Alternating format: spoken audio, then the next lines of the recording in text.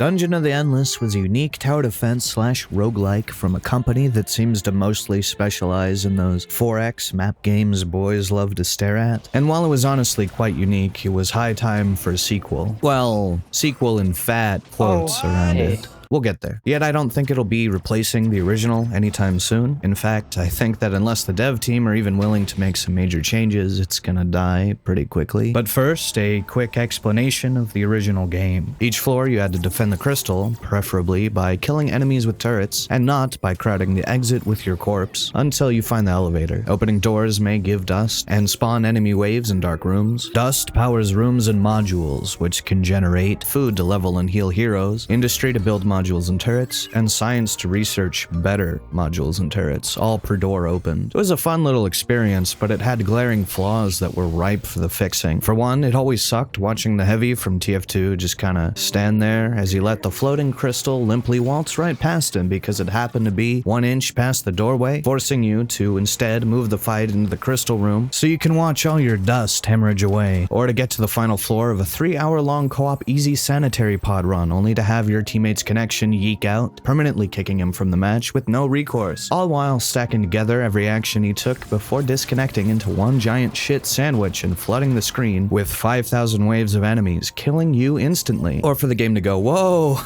hey buddy, it looks like you're doing a little too well. It'd be a real shame if someone were to have a crash right about now. This would be fine, but they just gotta add the extra layer of disrespect. Twisting the salt and lemon juice knife by not even making an autosave as if to give you the finger personally for making it too far, or losing 2 characters in 1 second because you were too busy picking your nose when you should have had that finger hovering over the heal key instead, mister. You know, in contrast to the other 2 hours and 59 minutes of the run where that wasn't necessary, or how the only 2 zoom levels you get are too damn close and screen that doesn't show any of the nice pixel art, while also lacking weirdly specific information. This is on top of runs being too long, the early and late game being boring, getting fucked by RNG towards the end because you had more empty rooms than dust to power them. At least it had the TF2 mercs in it. See? This game's TF2 related. You're now legally required to watch. So along comes Endless Dungeon, which makes so many improvements to the original. They improved the original appeal and fun right out of the game. One of the saddest changes is to the atmosphere. The original was one of those games, the kind that would taunt you for sucking and say, oh, you died? Why don't you fucking cry about it, pussy? Which is a sharp contrast against these Toon-style particle effects and character designs that lean toward, like, a Walmart knockoff of Overwatch. It's so bad I wouldn't even jerk off to the dragon. And I know most of you are used to muting women in your game, but Endless Dungeon takes bold strides towards gender equality by making every character need muting. Every single one of them has only a maximum of 3 voice lines for every single common action in the game, and they never pass up an opportunity to say one. Never.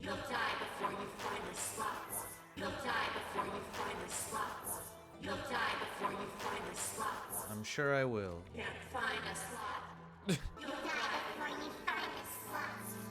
Slightly reconditioned. Slightly reconditioned.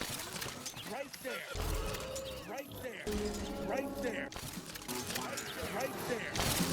Right there. The game still aims for you, but this makes a lot less sense when the game is in twin-stick shooter form. I hope you looked at the first game and thought, damn, I wish I could be the one standing still in a hallway. At least they removed operating. You no longer have to dump the bitch NPC, or worse, actual human teammate onto the first module for the rest of the floor, just so he can squeeze out an extra 3 industry per turn. Alright, I can operate now. So no, I'm never going to move again. Have fun. At least they were keen to keep only the most important details from the first one, namely, barring me from finishing a run, this time by soft-locking me during a boss. But worry not, they also revamped the game with new and necessary innovations, such as the ability to save and reload your game, just so I can start the boss all over again and still be soft-locked. It's a shame they patched this out, you know? It was so faithful to the original experience. And on top of all that, the game is in fact not endless.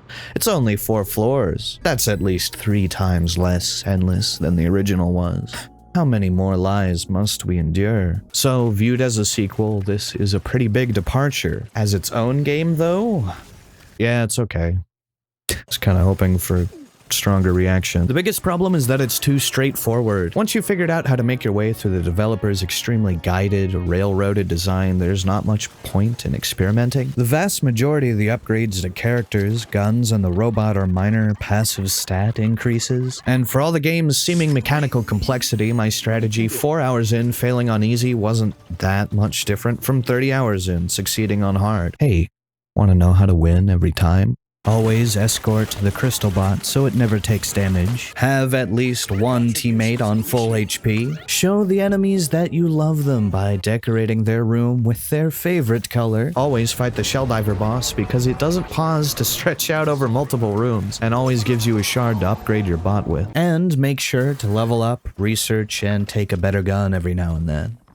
Yeah, that's it. 90% of your losses will not be due to the crystal bot being underdefended, but your squad wiping because I kept refusing to waste my precious 20 food on a med kit to heal when I can just get my bitch-ass teammates to revive me for free in less than a second. I also felt like some heroes were obviously better than others, such as this robot mushroom man whose sole personality trait is that he fucking loves communism. Ha! That's a good one, Mr. YouTuber. They wouldn't actually put that in their game, right? Wrong. Is it a manifesto? Does it speak of the revolution? To me, according to my needs. This is the juice. Pamphlets are of great value. Not only did this not stop being funny ever, he quickly became my favorite character when I found out his entire skill set revolves around placing down multiple turrets for free, with no penalty or cooldown.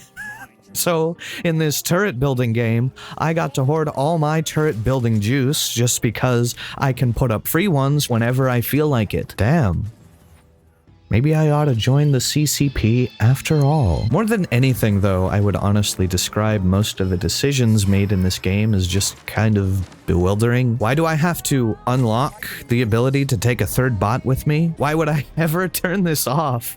And why can't I ever have a bot to fill the slot in two-player co-op? Why can't my co-op partner access the character upgrade station when he's with me? Why do they give me character lore in the middle of a stage when I'm busy scrambling to find the next exit before another wave starts? Why would I ever take a super close range weapon when that's the only way you'll ever get hit? Why would I ever take a support character when I can simply take one that shoots harder? Why? Why? So would I recommend this one? The first's gameplay and tone is just that little more thoughtful. Also, it's not $30. You know, for a game that you'll have fully figured out after a few hours. Then it's $40 for the Deluxe Supreme and Knuckles Edition, which is just a copy of this game's OST. 8 pages of art and like a few in-game skins or something. Oh, what's that? You say you want to actually play the game before you go out and buy the Deluxe Edition? Well, guess what? It's gonna be another 49 cents. Pal. This is on top of the EULA confidently declaring that, well, it's Sega's firm right to stop supporting online functionality whenever they feel like it. But at least they're nice enough to let you opt out of the mandatory arbitration clause if you mail Sega a letter with your full name and address on it within 30 days of purchase. How nice of them. Overall, I didn't hate my time with Endless Dungeon, but unless it drops to like $5 or somehow materializes in your Steam library one day, it's a pretty hard sell in its current state. Anyway, that's all for now. The next video will actually be about a game people are interested in. Be sure to subscribe for more free My Little Pony cursor plugins. See ya.